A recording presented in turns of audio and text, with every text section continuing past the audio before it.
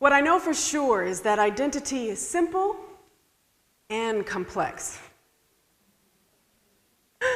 And it's always changing. Identity is about belonging.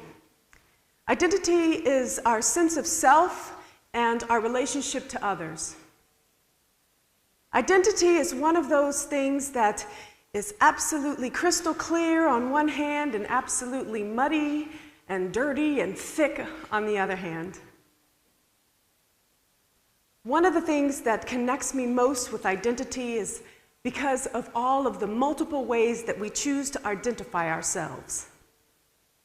I am wife, I am mother, I am black, I'm an Aquarius, I'm a former cheerleader, I'm an educator, I'm a student, and when I'm not in the US, I'm American.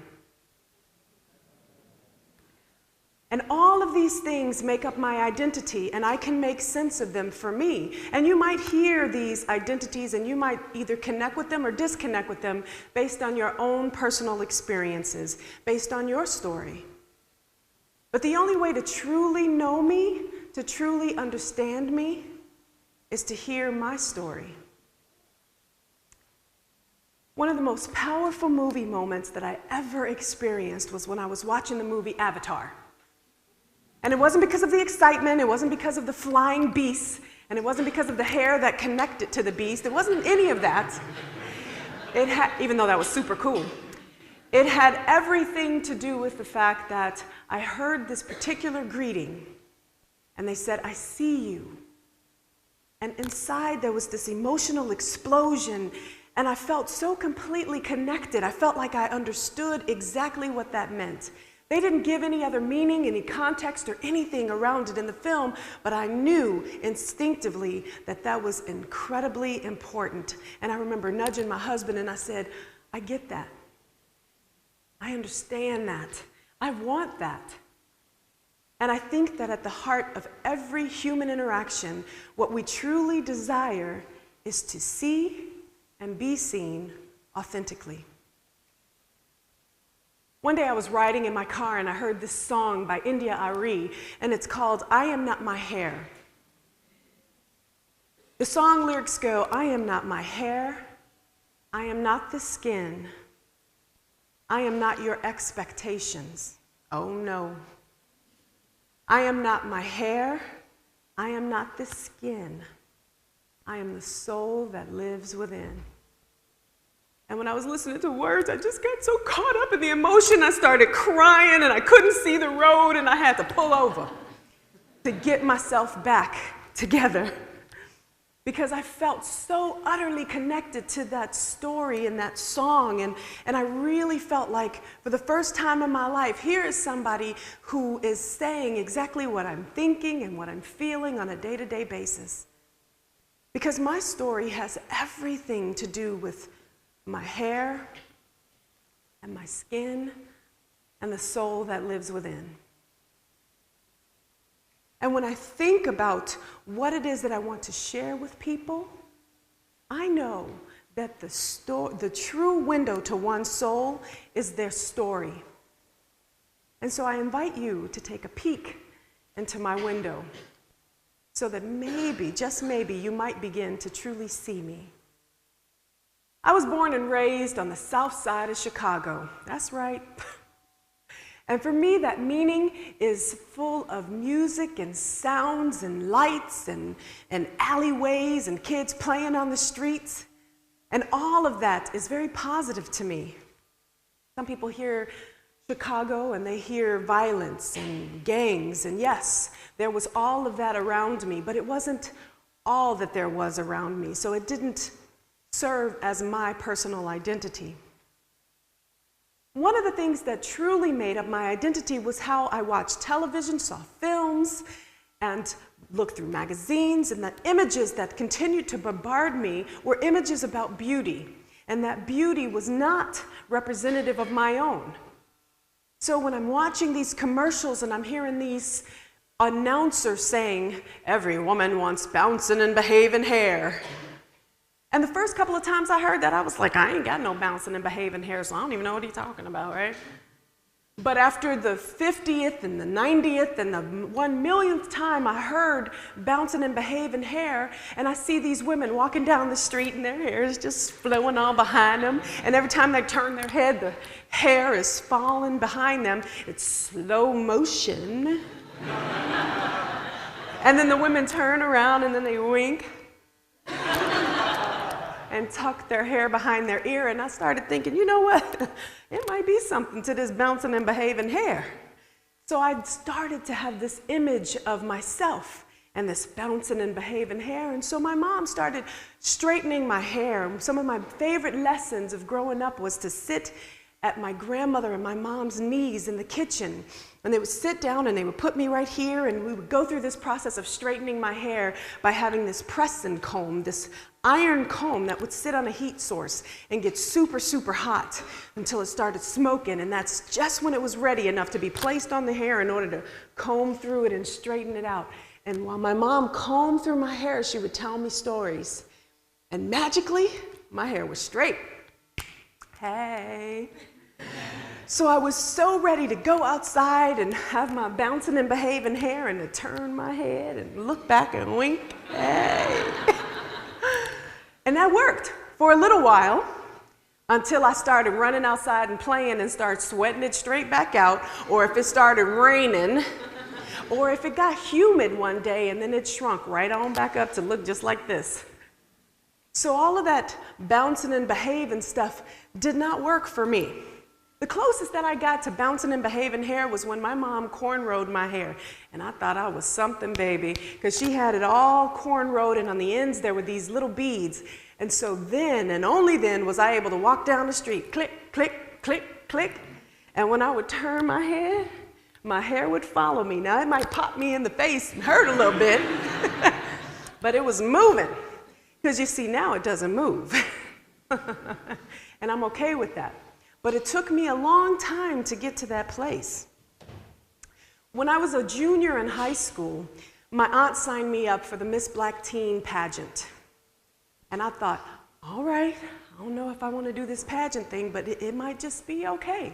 And so my mom said, well, what are we going to do with your hair? And I thought, okay, well, this might be the perfect time, the perfect chance for me to get my hair relaxed. So I went through the process of relaxing my hair, and it's this chemical process for straightening one's hair.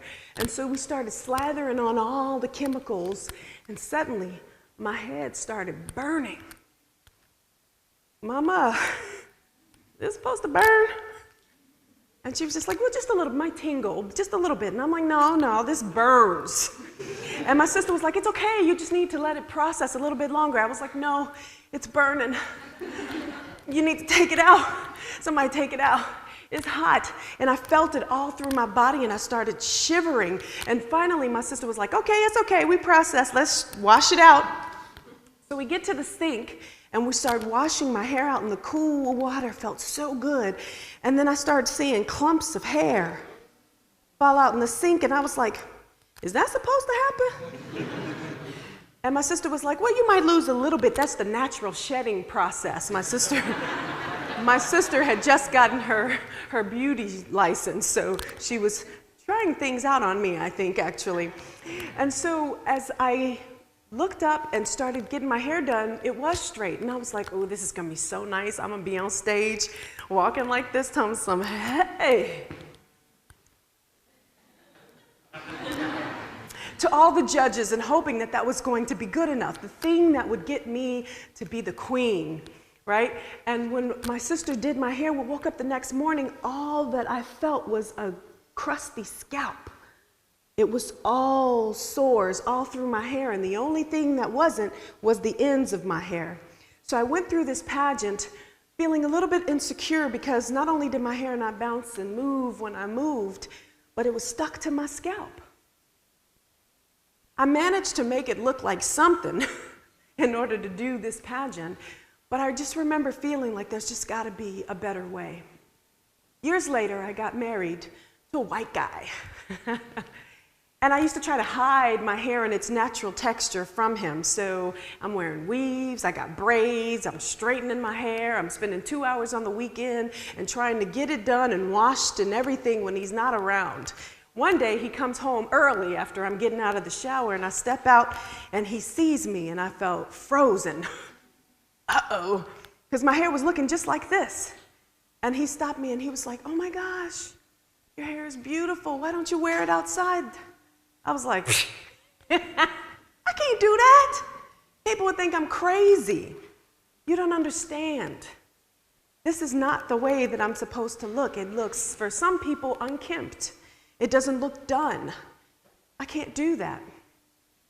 And 5 years later, I ultimately ended up getting my hair done and cutting it all off and being completely okay with it like this, because I lived in Houston and it was incredibly humid all the time, and by the time I got done pressing one side of my hair, this side shrunk right back up like this, and then I'd be like, dang, I gotta do the other side, straighten it back up, and this side shrunk up, and finally I said, forget it. I'll just let my hair do what it does naturally and be completely okay with that. The one thing that James Baldwin said, author and writer, the only thing that you're told about being black is that it is a terrible thing to be. When I grew up, I used to hear things like, if you're white, you're all right. If you're brown, stick around. But if you're black, get back. These are the messages that I heard when I was growing up. So coming to terms with my hair and my complexion and my skin was a very difficult experience for me. And it was something that I had to continue to find messages or images in different ways in order to validate me, in order to truly make me feel like I was worthy. One of the most painful experiences that I remember in terms of my skin was my cousin and I went to the movies at a place called Ford City Mall on the south side of Chicago. It's very segregated, so you knew where you were supposed to be and where you weren't supposed to be. And my cousin and I, being the rebellious youth that we were, went someplace we probably shouldn't have been. But we went to the movies in this area called Ford City. And when the movie was over, it was the winter time, so while we're waiting for the bus, we got snowballs, and we started throwing snowballs at each other and cracking up and laughing and saying, cool, cool, cool, stop, stop. And then there were some young white boys that came over and said, cool, cool, stop, stop, niggas.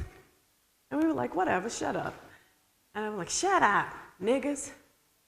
And finally, my cousin and I had had enough, so we started making snowballs and throwing them at the kids. It was like, what? Because they were smaller than us, so we weren't scared, right? So then what happened was that they were like, okay, you should be sorry. So they run off. And then they started coming back, and when we saw them coming back, they were coming back with big teenage boys, and they started running after us, calling us names. Luckily, the bus was coming. So we jumped on the bus, and they started pelting the bus with the snowballs, and I remember thinking, why? Simply because we're black? And the whole ride home, my cousin and I were very quiet. We didn't talk much about that because I think that we were in our heads trying to make sense of it and still trying to reach down and find that sense of pride in what we were to bring that back up to the surface, because just then in that moment, those kids took that away from us. There's a song by Billie Holiday, written by a Jewish school teacher, called Strange Fruit. And the lyrics are, southern trees bear strange fruit, blood on the leaves and blood at the root. Black bodies swing in the southern breeze, strange fruit hanging from the poplar trees. That song is about the tradition of lynchings of black people in the South. To this very day, I don't like going into the woods or in the forest, not because anything has ever happened to me, but because I heard the stories of that's where people were lynched. I heard the stories of this is where men were dragged or women were dragged to be raped, to be cut from chest to gut and hung. And so when we moved from Houston to Tulsa, Oklahoma, I didn't know anything at all about Tulsa, so I started doing research. And the only thing that kept popping up was the Tulsa race riots. And the more I found out about the Tulsa race riots, there was a community called Black Wall Street. So this was an incredibly wealthy community in the African American experience. In 1921, they had their own museums, they had their own law offices, their own hotels, their own restaurants, their own grocery stores, law offices. It was a prosperous community that was making a ton of money in 1921. And there was a white community just outside of it that continued to watch what was happening in this area, and envy grew and grew and grew. And like it usually does, there was a white woman who said that she had been raped by a black man, and a group of white men talked about lynching him. So a few of the wealthy and intellectually gifted black men from the community grabbed their rifles and they went to the jail and said, "There will not be a lynching today. If this man is guilty, give him his due. But we will not have a lynching today." And the white community said, "How dare you come and tell us what we're going to do with this boy?" Arguments ensued, somebody's gun went off, and boom, the so-called race riot began, which in reality is the first time that there was true terrorism on American soil. The African American community was completely demolished, burned to the ground, not just by the weapons that were shot by the mob that came into the black community, but they got in their crop dusters and they flew over this area with Molotov cocktails, dropping them out and burning people's homes. The reason why I tell this story is because when I arrived in Tulsa, Oklahoma, even though this was 90 years ago, there is still that separation in the city from black and white, and there's no healing being done. And so when I arrived, I wanted to find a place for myself, but I quickly discovered that I was invisible. Ralph Ellison, author-writer, said, "I am an invisible man. I am invisible because people refuse to see me." I felt like that. And I didn't want that anymore. The whole thing that I wanted was to connect with one's humanity. And so I wanted to have this sense of being able to be seen again. It doesn't end there. I am so blessed to have children that truly feel as if they have friends from all over the place. There is promise and hope.